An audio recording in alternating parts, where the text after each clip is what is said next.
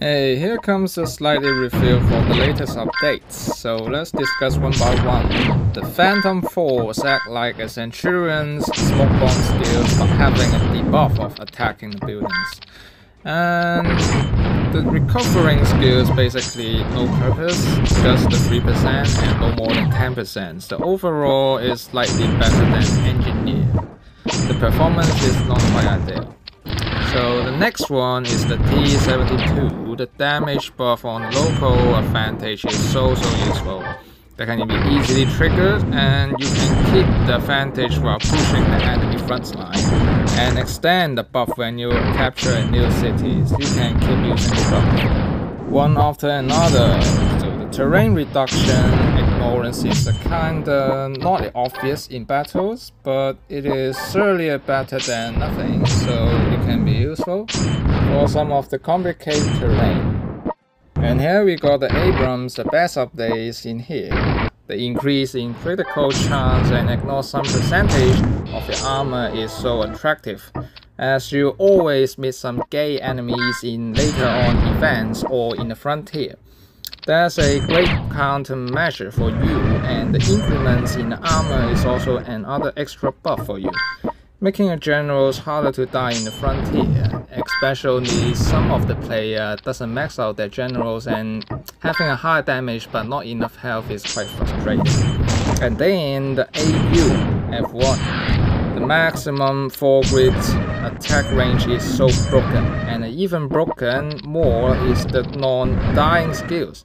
Non-dying for the 2 rounds after the 1 health left. This is artillery meant to be the highest DPS moving machines. It should be the highest damage cannon, except the Gustav shooting on the strongholds, of course. So it's so fun to play, but it is sad when you need to pay. Else you need some months to earn all the chips and combine it to the level 1 AUF1.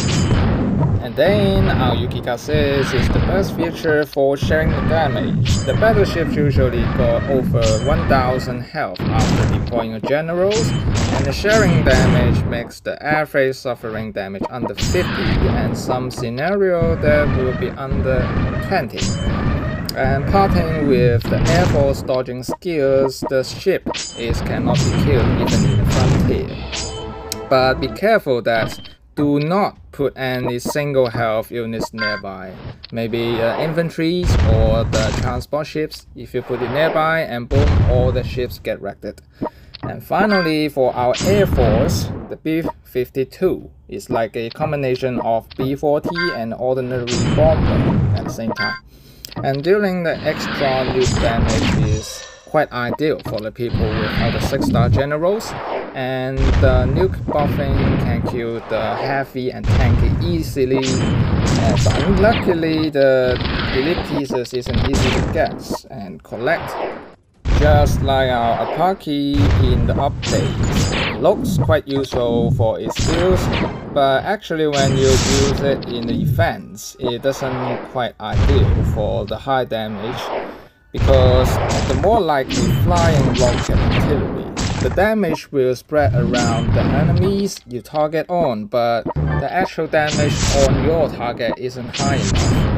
But if you compare with the MILMI-24 on the last update, it can shoot in a row and be used for the retreat methods. The Apaki doesn't seem attractive enough for our players, and hopefully this is will buff the numbers later on, who knows. So today this is pretty much the discussion with the updates for elite troops, and hope you guys can find something useful, if not at least like quite entertaining. So see you in the next episode.